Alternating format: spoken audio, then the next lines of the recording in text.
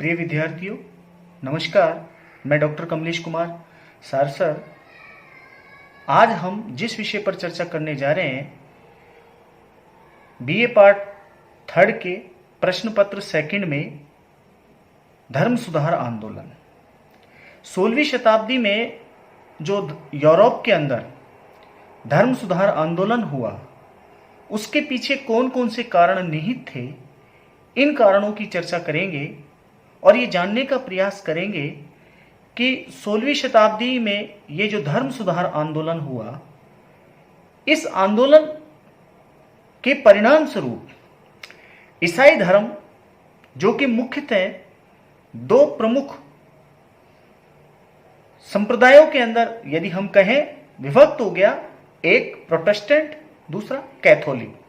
Catholic जो कि परंपरावादी लोग थे और जो प्रोटेस्टेंट अर्थात कैथोलिक धर्म के अंदर जो बुराइयां समावेशित हो चुकी थी, चर्च में जिस तरीके का व्यभिचार बढ़ रहा था, जिस प्रकार से शानो शौकत बढ़ रही थी और पादरियों अपने नैतिक दायित्वों से भटक रहे थे और उन्होंने जिस तरीके से अपने आप को ऐशो आराम के अंदर लिप्त कर लिया था, इस कारण से जनता के मन में उनके प्रति एक असंतोष व्याप्त हुआ। इस असंतोष जो व्याप्त हुआ, इसके लिए कुछ ऐसे विद्वान भी हुए और उन विद्वानों के द्वारा ईसाई धर्म की जो प्रमुख पुस्तक है बाइबिल, उसका कई भाषाओं के अंदर अनुवाद हुआ और उस अनुवाद के पश्चात लोगों को यह जानकारी मिली कि पोप के द्वारा जिस प्रकार से उन्हें ठगने का काम किया जा रहा है, लोगों ने उसके विरुद्ध मोर्चा खोल दिया। इनमें सबसे पहले यदि इसका तात्कालिक कारण माने तो मार्टिन लूथर किंग, जिसने पोप के द्वारा उस समय जो धन एकत्रित करने के लिए जो क्षमा पत्रों की बिक्री का कार्य शुरू किया गया, उसका जो विरोध किया गया जर्मनी के अंदर, और उस विरोध की लहर पूरे यूरोप के अंदर इस प्रकार से हुई कि लोगों ने पोप की सत्ता को मानने से इनकार कर दिया। इन सभी कारणों की भी हम बात करेंगे। और ये जो धर्म सुधार आंदोलन हुआ, इस धर्म सुधार आंदोलन के जो अग्रदूत थे वो कौन कौन से थे, इनकी भी हम यहाँ चर्चा करेंगे। इसके विस्तृत चर्चा जो की जाती है वो इस प्रकार से है। धर्म सुधार आंदोलन का सबसे पहले हमें अर्थ स्पष्ट करना है। धर्म सुधार आंदोलन यूरोप में ईसाई धर्म के प्रति 16वीं शताब्दी में घटित हुए उस धार्मिक असंतोष एवं विप्लव को कहा जाता है, जिसके परिणाम स्वरूप ईसाई धर्म के अनुयायी स्पष्टतः दो भागों में बंट गए, कैथोलिक ईसाई एवं प्रोटेस्टेंट ईसाई। यह असंतोष इतने मुखर एवं बलवती रूप में व्यक्त हुआ कि इसकी परिणति वस्तुतः ईसाई धर्म में सुधार के रूप में नहीं, बल्कि एक धार्मिक क्रांति के रूप में हुई, जिसने ईसाई धर्म के अंतर्गत भिन्न मान्यताओं पर आधारित एक नवीन संप्रदाय यानी प्रोटेस्टेंट चर्च को जन्म दिया। यूरोप में तथाकथित धर्म सुधार आंदोलन वास्तव में धर्म सुधार नहीं था, एक धर्म विरोध एवं धार्मिक क्रांति थी।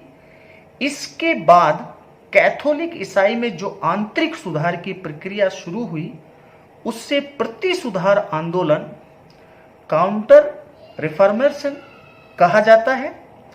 धर्म सुधार आंदोलन से पूर्व ईसाइयों की एकता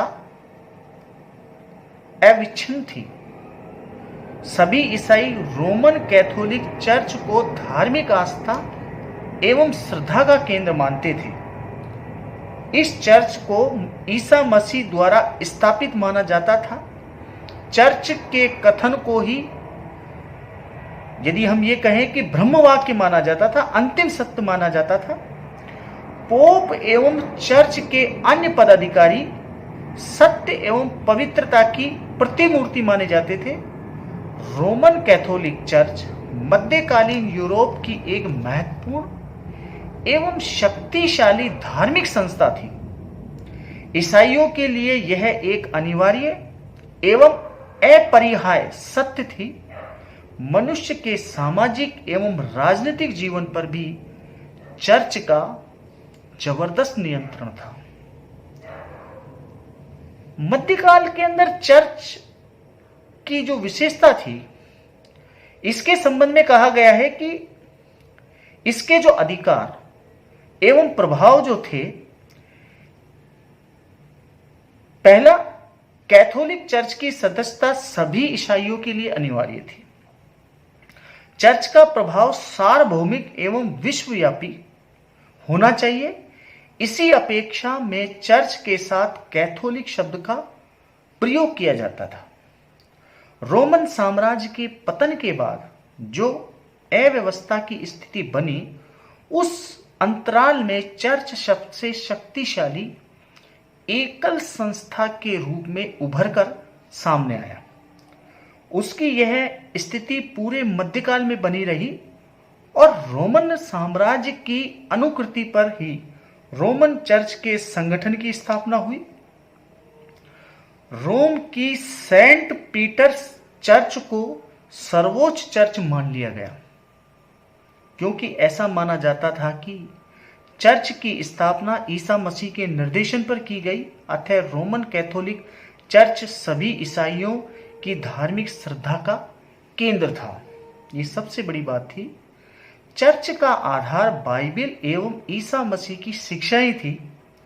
चर्च वस्तुतः धर्म की व्याख्या, प्रचार एवं ईसाईयत से संबंधित अनुष्ठान के केंद्र थे। रोमन कैथोलिक चर्च का सर्वोच्च जो अधिकारी होता था, जैसा कि उल्लेखित है, पोप था। सर्वोपरि धर्म सत्ता पुरुष होने के कारण पोप का ईसाइयों पर असाधारण प्रभाव था। पोप की सहायता के लिए पादरी हुआ करते थे। पोप और पादरियों का कार्य ईसाइयों को धर्माचरण की ओर प्रवृत्त करना था।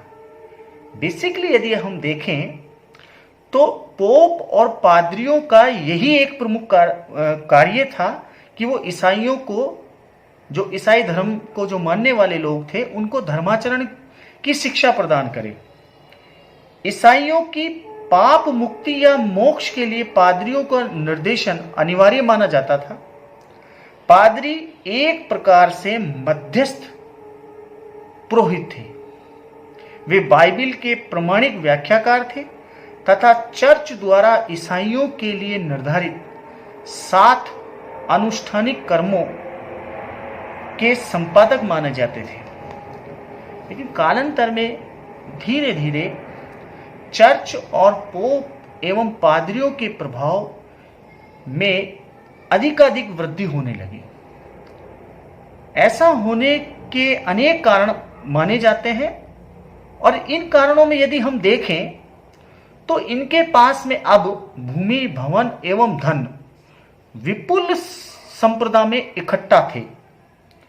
दूसरा कारण यह माना जाता है कि उस समय का एकमात्र संगठित शिक्षित वर्ग पादरियों के रूप में ही विद्यमान था। चर्च का शिक्षा एवं शिक्षण संस्थानों पर अधिकार था। शिक्षित होने के कारण पादरियों का शासकीय कार्यों में भी महत्व था। तीसरा कारण यदि हम देखें तो चर्च के पास एक महत्वपूर्ण एवं कार्यक्षम संगठन था जो जनमानस के निर्माण में महत्वपूर्ण भूमिका निभाता था। चर्च के विरुद्ध बोलना उस समय धर्म विरुद्ध माना जाता था और धर्म विरुद्ध एक दंडनीय अपराध था। चौथा जो कारण यहां बताया गया है, चर्च समाज की अनेक उपयोगी एवं महत्वपूर्ण गतिविधियों से समृद्ध था। मध्यकालीन यूरोप का वास्तविक ज्ञान ईसाई चर्च का अध्ययन किए बिना ही संभव नहीं था, क्योंकि चर्च उस समय का सबसे अधिक प्रभावपूर्ण संगठन था। चर्च बीते समय की संस्कृति के रक्षण करता था और उसे बाद में आने वाली पीढ़ियों को सौंप देता था। इसका संपर्क हर व्यक्ति के जीवन से कई प्रकार से होता था और इसने बहुत सी संस्थाओं के स्वरूप बदल दिया। एक तरह से क्रूर समाज के लिए इसका अच्छा प्रभाव रहा। इसने युद्धों को रोकने का प्रयत्न किया। चर्च ने गरीब, कृषक, दासों और सभी दुर्भाग्य पीड़ित लोगों के प्रति बेहतर बर्ताव करने के लिए प्रेरित किया। चर्च के लोगों ने रोगियों की चिकित्सा के लिए अस्पताल खोलने और युवकों की शिक्षा के लिए स्कूल और विश्वविद्यालय चलाए। यद्यपि पादरी वर्ग प्राय स्वयं चर्च की शिक्षाओं के अनुरूप आचरण नहीं करता था, परंतु चर्च निरंतर और अधिक करुणामयी और सत्याचरणशील जीवन के लिए प्रेरित करता था। अब सवाल हमारे समक्ष ये पैदा होता है कि चर्च एक तरफ शिक्षित करने के लिए अपना महत्वपूर्ण योगदान देता था, लोगों को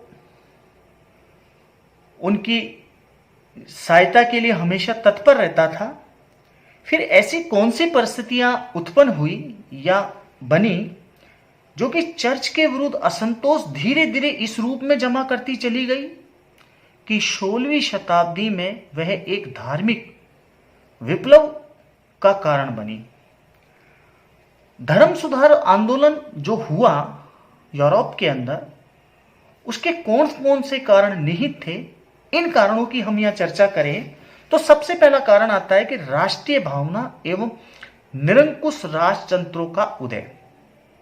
यह एक सबसे पहला जो कारण माना गया है कि धर्म सुधार आंदोलन में सबसे महत्वपूर्ण कारण यह था, यूरोप के विभिन्न देशों में जैसे इंग्लैंड, फ्रांस, स्पेन, इनमें राष्ट्रवादी भावना का विकास एवं इस भावना पर आधारित निरंकुश राजतंत्रों का उदय, जिन्होंने चर्च की प्रभुसत्ता को चुनौती दी। राष्ट्र की सर्वोपरिता के सिद्धांत पर आधारित राजनीतिक चेतना ने चर्च एवं पोप के राजनीतिक हस्तक्षेप को अनुचित माना। पोप तंत्र और राजतंत्र दोनों एक दूसरे के आमने सामने आ गए और इस संघर्ष में पोप तंत्र की पराजय हुई, क्योंकि राष्ट्रीय भावनाओं के ज्वार ने धार्मिक अंधश्रद्धा की दीवारों को तोड़ दिया। शक्तिशाली राष्ट्रवादी राज्यों ने अनेक कानून पास करे और अपने राज्यों में पोप की शक्तियों को एक तरीके से यहां सीमित कर दिया। उन्हें किसी विदेशी पोप की अधिसत्ता स्वीकार न थी। इन राज्यों ने चर्च के न केवल बहुत से अधिकार छीन लिए, बल्कि चर्च की संपत्ति पर कर लगाने का अधिकार भी प्राप्त कर लिया। इन राष्ट्रीय राज्यों की शक्ति का आधार क्या था? राष्ट्रीय चेतना, शक्तिशाली फौजें, संगठित अधिकारी तंत्र, प्रजा पर कर लगाने का अधिकार, नव धनाढ्य व्यापारी वर्ग का समर्थन आदि था। राजतंत्र और पोप तंत्र के मध्य जो टकराव के बिंदु जो थे, उनमें यदि हम बात करें तो मध्यकाल में सामंती व्यवस्था का लाभ उठाते हुए पोप ने विशद राजनीतिक अधिकार उस समय प्राप्त कर लिए थे, जिनके आधार पर वह किसी भी रोमन कैथोलिक राज्य के राजनीति में हस्तक्षेप कर सकता था।